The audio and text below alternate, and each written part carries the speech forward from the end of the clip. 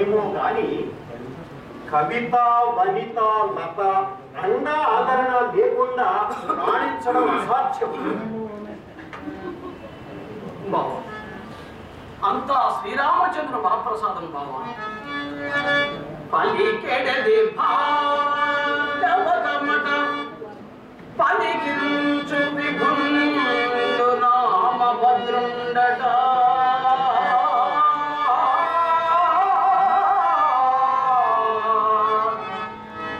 నే పలికిన బావా, నే పలికిన భవహరమగునట పలికెద వేరండు నాథ పలుకగడేరా.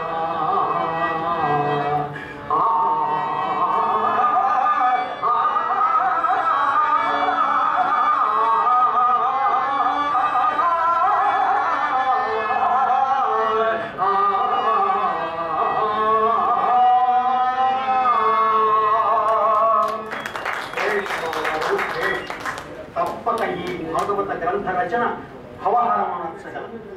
మీకు ఇహపరాలలో శుభ పరంపరలు కలగాలి అన్నదే మా ఆకాంక్ష.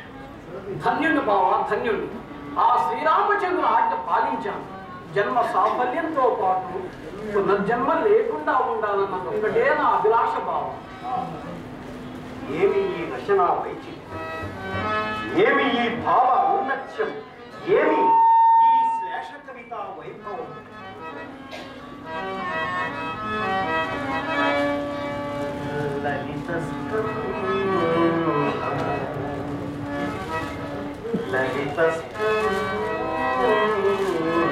కృష్ణమూలము శుకాలాభిరాము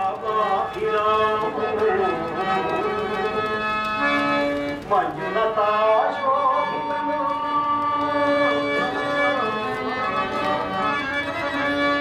సువర్ణ సుమన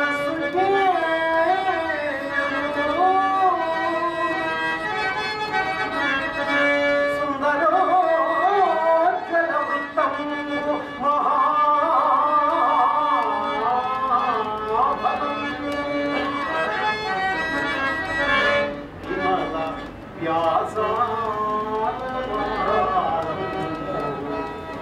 విమల వ్యాసాలమునై వెలయున్ భాగవతాఖ్య కల్పతరు సత్యశ్రేయమై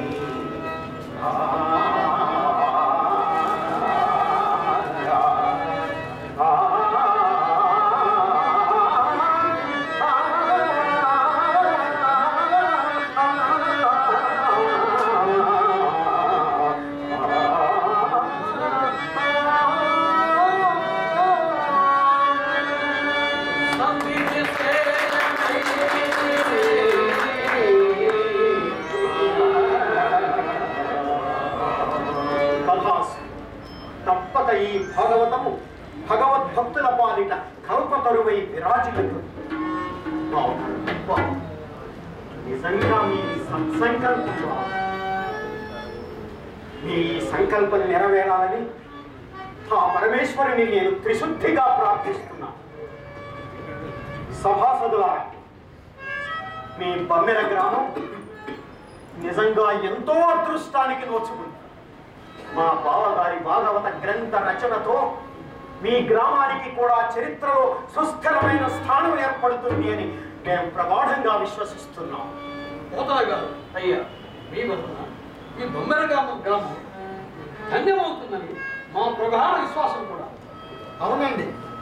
జననీ జన్మ భూమి స్వర్గాదపి గణీయసిని కదా ఆర్యుల వాకు. ఈ భారతావనంలో జన్మించినందుకు నా భాగవత రచన ద్వారా గుడమి తల్లి రుణం తీర్చుకునే సత్ప్రయత్నమే నేను చేసినది.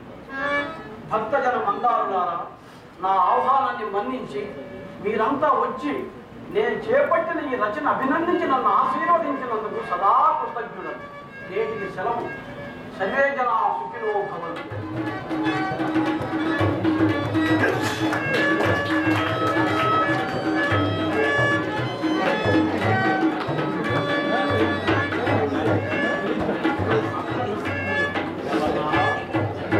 అలనా ఏమిటో ఎంతకాలం అలా దుక్కి దున్ని నాట్లు వేసి కలుపు తీసి కుప్ప దూర్చి మట్టిలో పొరలాడుతూ బ్రతుకు బండలు చేసుకుంటావు. మట్టి నమ్ముకున్నవాడు ఎవరు చెడిపోడు మామయ్య. ఇప్పుడు మా జీవితానికి ఏం లోటు వచ్చిందని? అబ్బే మీకేమి లోటు? మీరు నిత్యం పంచభక్ష పరమాన్నాలతో విందు భోజనాలు అరగిస్తున్నారు. పట్టు పంచలతోనూ పట్టు చీరలతోనూ కళకళలు ఆడిపోతున్నారు.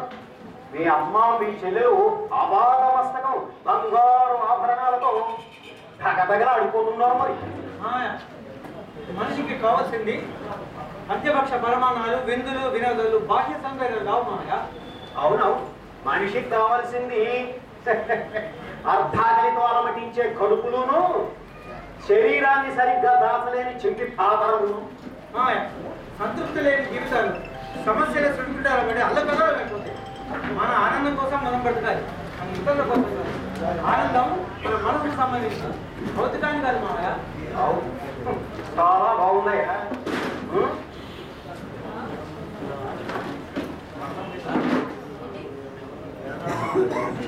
అని చెప్పు. ఆనందం ఆనందం ఆనందం ఆనందంగా ఉంటుంది ఇతరుల కోసం, భౌతికమై భౌతికం మనసుకు సంబంధించిన ఆనందం. సరే, చాలా బాగుంది. చూడు మల్లన్న, మానవుడు సంఘటి. సంఘంలో గౌరవంగాను హుందాగాను అందరికీ నచ్చే విధంగాను బ్రతకాలి అంటే ధనం కూడా ముఖ్యమేనయ్యా. మీ నాన్నేమో భగవదారాధన భక్తి కవిత్వం అంటూ మిమ్మల్ని నిత్య దరిద్రులు చేసి అష్ట కష్టాలు పెడుతున్నాడు. నువ్వేమో తగుదునయ్యా అంటూ ఆయనకి వంత పాడుతూ నికృష్టమైన భవిష్యత్తుకు బాట వేసుకుంటున్నావు. ఇంతకీ నన్ను ఏం చేయమంటావు మామయ్య? చూడన్నా, మీ నాన్నని ఆ మూఢభక్తి కవిత్వం వదిలి రాజాశ్రయం పొంది జనప్రియమైన కవిత్వంతో రాజుగారిని మెప్పించి ఒప్పించి ఎలాగైనా వరహాలు రత్నరాసులు కానుకలుగా పొందమను. మీ జీవితాలని సిరి సంపదలతో వర్ధిల్లేలాగా ఆనందమయం చేయమనవయ్యా. మామయ్య, చెగురుటాకులు తిని కమ్మలాలు పూసే కోకిలని ఉమ్మెత్తకులు తినమనడం అసహజమో, మా నాన్నగారిని భక్తి కవిత్వం వదిలిపెట్టమని కూడా అంతే అసహజం. మీ తలరాతల్ని ఆ బ్రహ్మదేవుడు కూడా మార్చలేడు. ఈ మట్టిలోనే పొరలాడుతూ నికృష్టంగా బ్రతకండి. రాజాశ్రయం కల్పిస్తాము అంటే ఆహా హాలికులుగానే కొనసాగుతాము, బండరాళ్ళ బతికేస్తాము అని మిమ్మల్ని ఎవరు బాగుంది. మాయ, అహంకారానికి కారణమైనటువంటి ధనం కంటే ఆ భక్తుల మామయ్య మాకు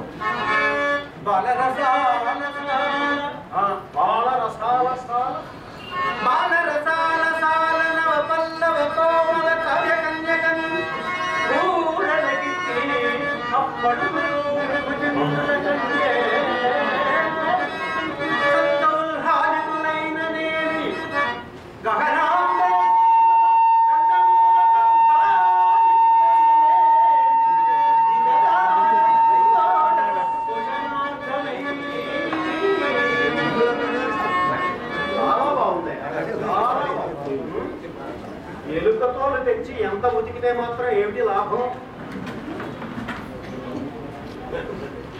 అయినా నా ఆశ కాకపోతే గన్నేరు చెట్టుకి మామిడికాయలు కాస్తాయా? అలాగే మామయ్య, మామిడి చెట్టుకు గన్నేరుకాయలు కూడా కాయించలేవు. ఊరి